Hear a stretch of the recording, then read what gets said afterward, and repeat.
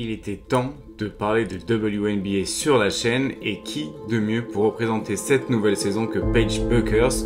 Cette nuit, elle a marqué 44 points, le plus gros total de la saison dans la ligue, et on va regarder un petit peu comment tactiquement elle a été mise en place pour pouvoir justement scorer ce gros nombre de points, et aussi comment LA Sparks ont réussi finalement à l'arrêter coûte que coûte pour remporter le match dans les dernières secondes.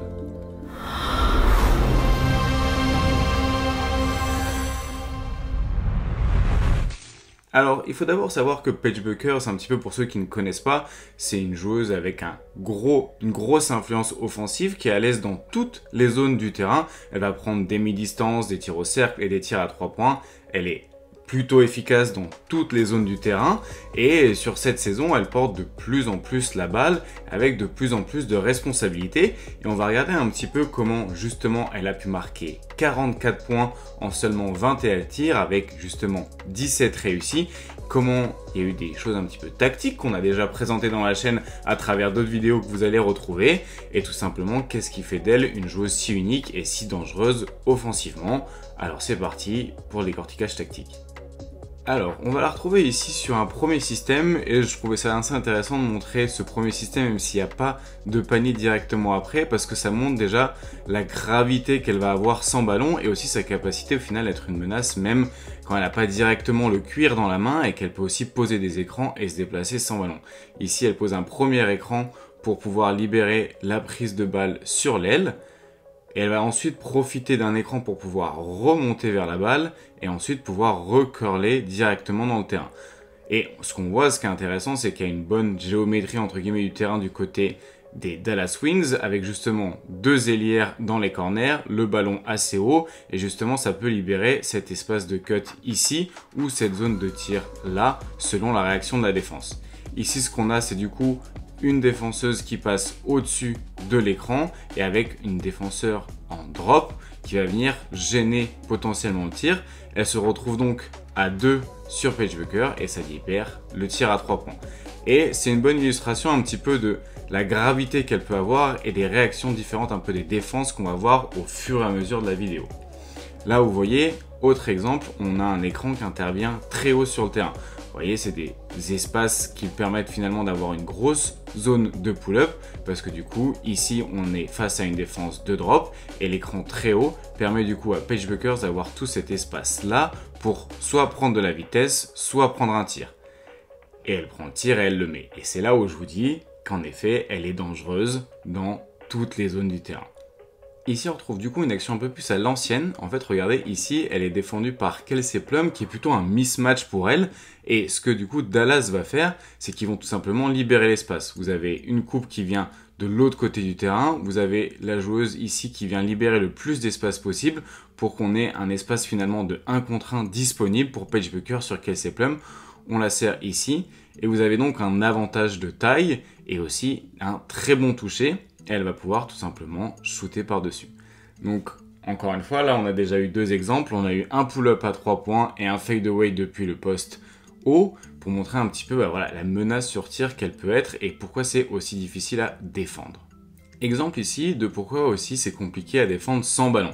Parce que du coup, la défense va vouloir parfois venir bloquer potentiellement sa coupe ou va vouloir tout simplement passer au-dessus pour gêner son tir ou en dessous pour gêner son drive.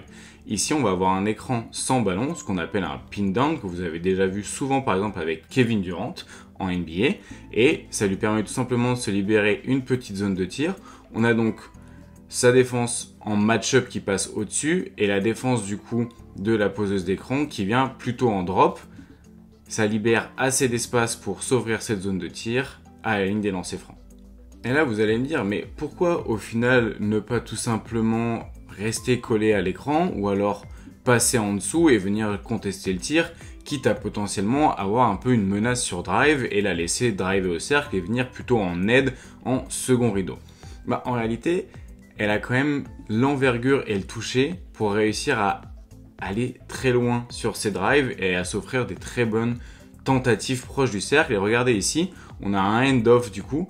La défense est obligée de passer en dessous, alors que du coup, Sur le end-off, on n'a pas de drop dans ce cas-là, donc ça va être plus difficile tout simplement de venir gêner le drive. Et ici, on a Cameron Brings, du coup, qui est un petit peu la meilleure protectrice de cercle de son équipe et peut-être même de la ligue, et qui est tirée le plus loin possible, entre guillemets, pour pouvoir justement laisser l'espace au cercle à Paige Bueckers.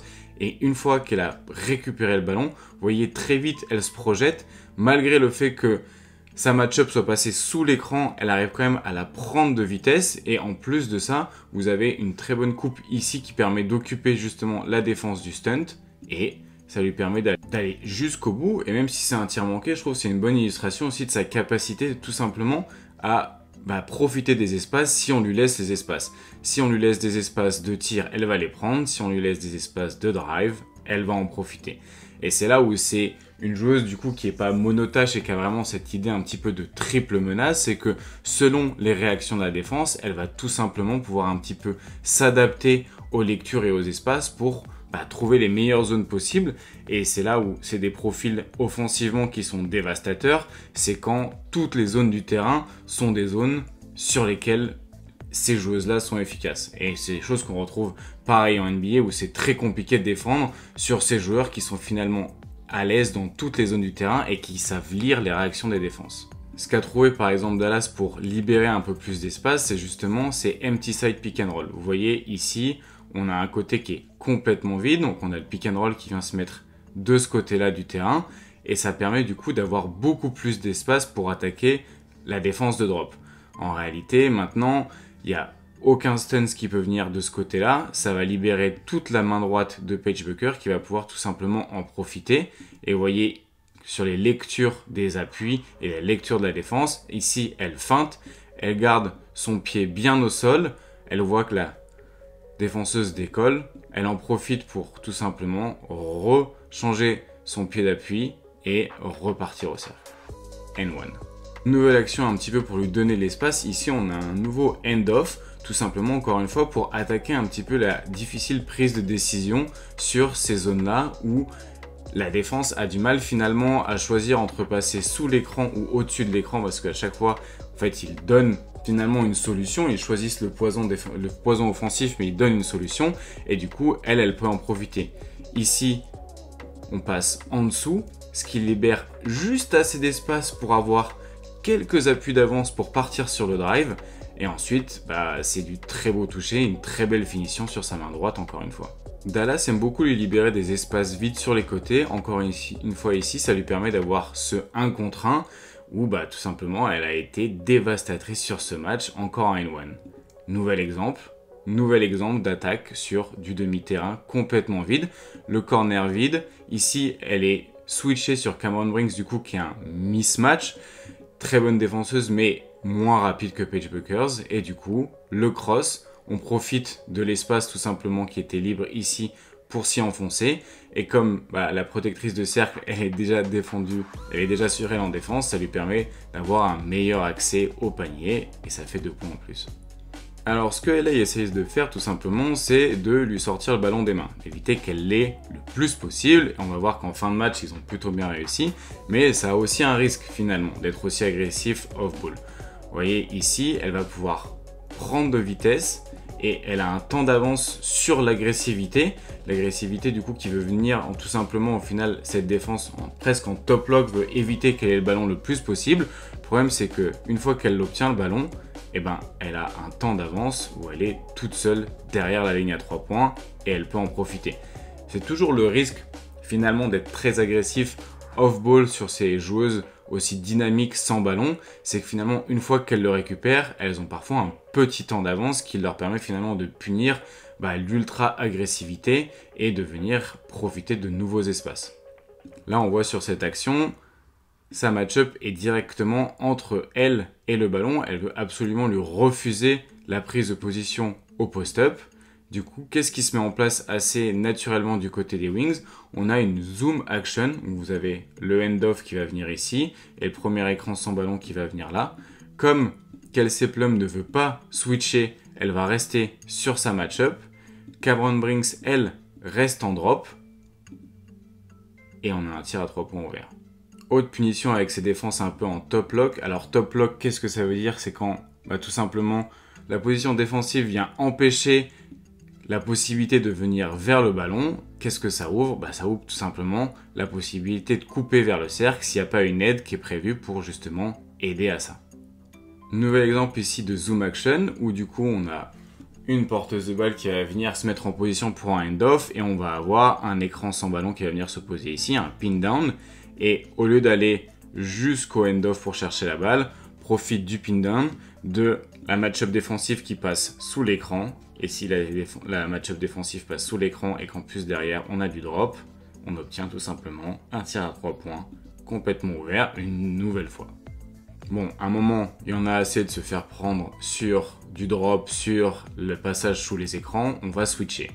Et si on switch, bah, tout simplement, comme on l'a vu plus tôt sur Cameron Brinks, ça peut poser des problèmes, surtout qu'elle est très douée pour lire les réactions des défenses. Ici, elle pose encore une fois bien son pied pour vraiment pouvoir faire sauter la défense et ça lui ouvre un nouveau tir à mi-distance.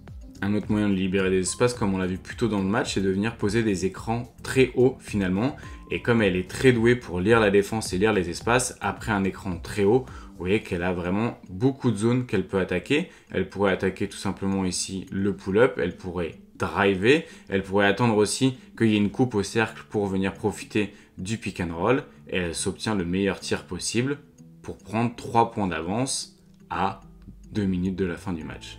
Bon alors le drop ça passe pas, passer en dessous ça marche pas, passer au-dessus ça marche pas, le switch ça marche pas, alors maintenant on blitz. Bon, c'est un blitz un peu agressif sur lequel elle vient de tomber, mais c'était la solution que finalement LA a trouvé pour lui sortir le ballon des mains, c'est de venir blitzer, de venir switcher et de venir à 2 directement dès qu'elle portait la balle sur les pick and roll pour lui sortir le ballon des mains et venir aussi en aide le plus possible sur les drives, lui faire sortir le ballon des mains le plus possible. Vous voyez ici, on bloque entre guillemets l'accès à gauche, on sait qu'il y a une défense à droite, d'ailleurs c'est indiqué juste ici de bien venir directement gêner sur le drive. Le but c'est de laisser potentiellement les coéquipières de Paige Bueckers gagner le match, mais surtout pas elle. Surtout pas elle, et après ce dernier tir manqué, balle à LA qui peut du coup tout simplement gagner ce match après avoir fait un peu dérailler l'attaque des Dallas Wings en mettant énormément de pression sur Paige Bueckers, en venant tout simplement à 2 pour lui sortir le ballon des mains. Et dans les ultimes secondes, elle renverse le match avec Kaycee Plum qui met ce buzzer beater et du coup LA Sparks qui gagne 81-80. Et bien voilà, c'en est fini pour cette première vidéo WNBA, j'espère que ça vous aura plu. Dites-moi s'il y a des joueuses que vous aimeriez qu'on mette en avant ou des équipes ou tout simplement si c'est un format qui vous plaît toujours autant sur ces analyses de match et un petit peu ces scouting tactiques. Voilà, moi je vous souhaite une bien belle journée et je vous dis à très bientôt.